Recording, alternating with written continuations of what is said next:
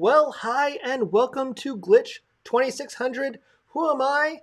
I'm Brian, aka Glitch, your friendly host through all things geekery.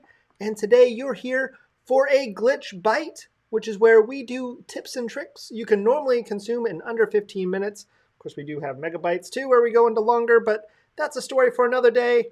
As you saw, we're going to be talking about how to make your files smaller using HEVC encoding / compression, and that's just a fancy name for the H.265 encoding, which is very technical, just meaning that it's something made for Macs.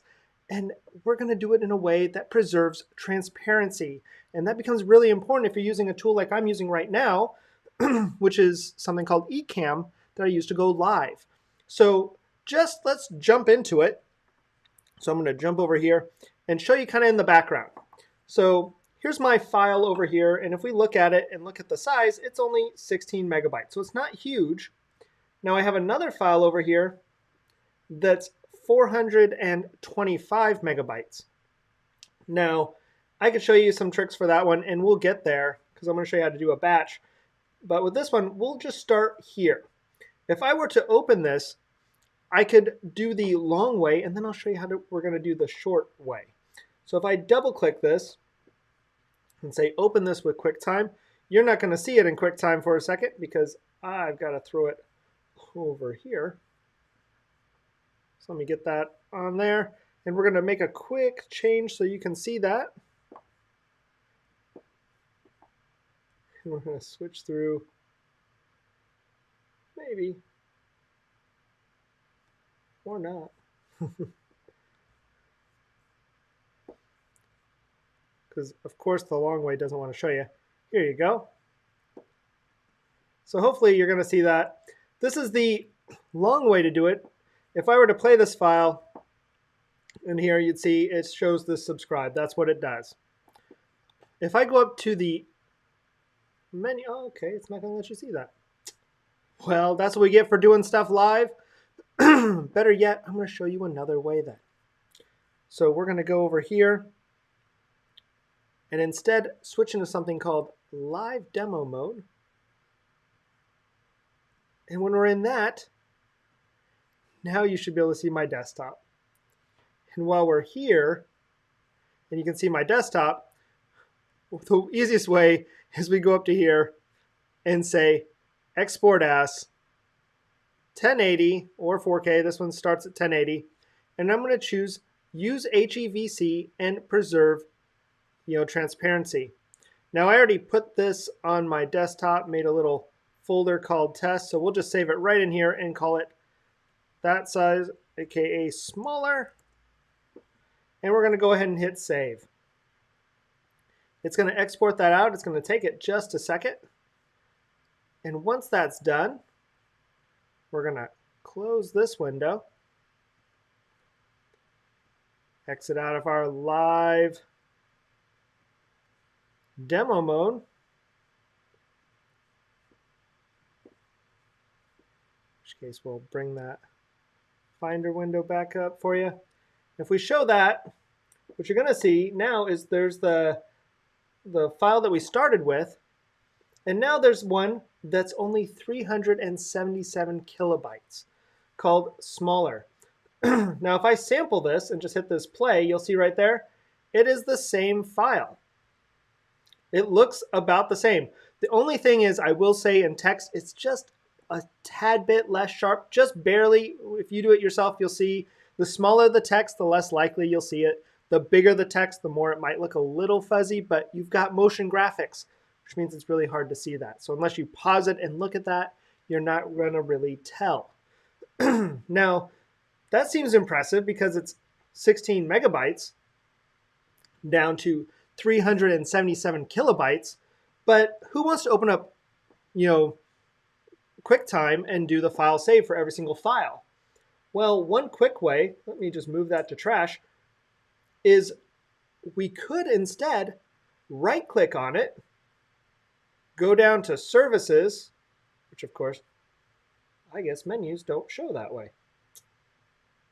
So if we right-click instead, and we're going to live demo mode this again, because why not? So when in doubt, live demo mode to the save,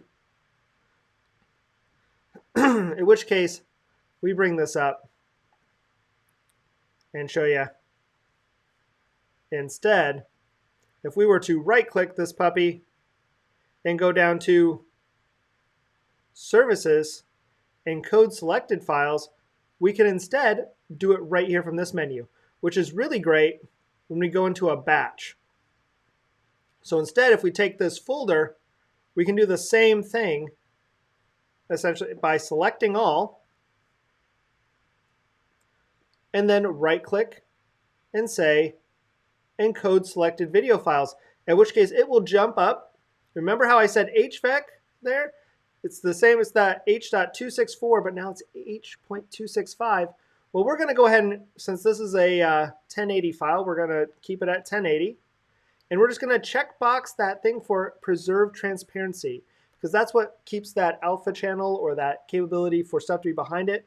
What's the use of having a subscribe button if it blocks the face and all the other stuff? So if we say continue, you'll see it go down through these, and it'll take just a little bit. It'll pop through one, and unfortunately it doesn't show a dialogue. I will show a tip on that for a later one using Automator and a couple other tools, but you'll see this one's already complete right now. It's moved on to the next one and it's creating it. But this one, this file alone was a 68 megabyte file, and already it's made it 2.4 megabytes. This one's the biggest one, so it's still going to take a little while to create it. And then it'll move on to the next and the next and the next. But this one was a 425 megabyte file, which, like I said, will take it a second to complete. Once it's complete, it's already moved on to the next. But that 425 megabyte file is now 33. So you can see how that could save you a ton of space in the long run. And, you know, to me, it's all about saving that space.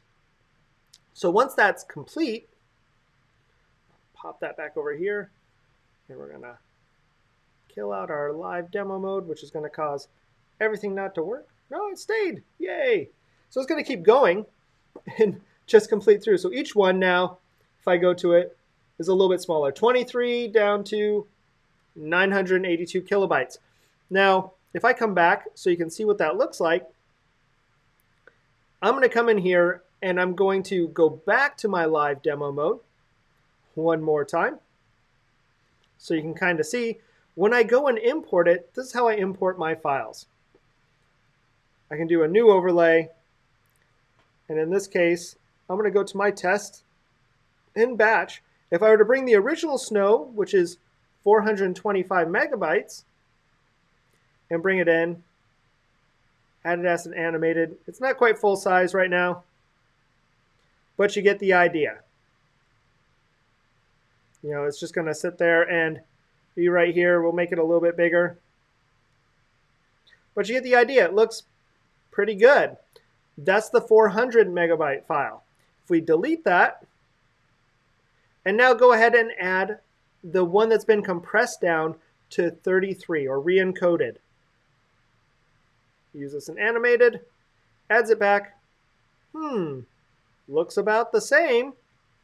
In fact, to me, looks pretty good. And welcome to the snow. It is snowing here in Iowa, or has been. It's super cold now, but I'll show you it just works.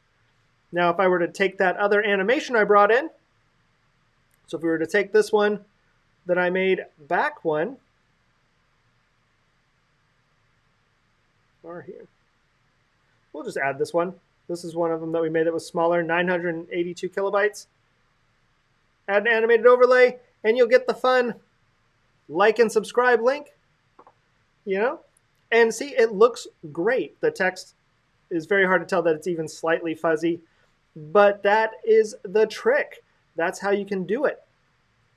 And to me, I think that's a really fun and cool way to do it and save a lot of disk space. I mean, you can think that one was 400 megabytes, If I do that for all my assets, maybe I'll still save my core files and stuff I do in my Final Cut. But when I export and bring it in, my machine doesn't have to process 435 megabytes of whatever to run in the background. Now it's only doing 33, which opens up a little bit more memory, as it processes it. Not a ton, but a little bit. Some people would think you get a whole lot back there, but the biggest thing is disk space. If I'm keeping that live on my drive, or if I want to run it from a thumb drive or process them over, it's a really good option for video software that supports that. Like I said, any of the newer Mac OSs, your iPads, iPhones, they all support it. So if you have a broadcast software that works on those, that'll work really well. Now, getting it to work in OBS or vMix on a PC, that, I haven't tested yet, but your mileage may vary a little bit there. But it's a really good trick. Like I said, it's the next iteration pretty much of the H.264 encoding, but in this case, the key is to check that transparency. That's what helps it support those alpha layers, and those alpha channels are sometimes what eats up a little bit of that space when you make those video files. You would think that snow, since it's mostly transparent, wouldn't be very big, but the fact is, because of how it's rendering that in those alpha channels, it does. But by compressing and re-encoding it, we can save a lot of space. So hopefully that was something that you enjoyed. If you did, please, by all means, come and subscribe to us on YouTube. Click the subscribe and like button. Even better if I would have hit the button to tell you subscribe and like on my normal section. But you can find us there using that link below or the QR code that you see to the side over there. But otherwise, you can also find us on Facebook, on Instagram, all those fun places at that moniker below. It's basically at Glitch 2600. But just to remind you, see, this is one I made before and used it and compressed it down for size. To remind you, subscribe, like, ring that bell to get notifications. We're going to have a Geek Out tomorrow. That's where you can jump on and get your answers or your questions answered live on the air. Heck, if you have a virtual cam and want to jump on or just want to jump on and speak, we also have a way for you to do that if you want to ask your questions not on the keyboard. Just tune in. It'll be tomorrow at 6:30 Central, or Tuesday, the 16th. And then we try to do those every 2 weeks, a happy hour at the end of the month. But you can bet that you'll get a Glitch Byte, a new one every week, normally on Mondays. I hope you enjoyed it. We enjoyed it. By all means, if you have those questions, submit them through, and we'll catch you on the next time. Thanks. Bye.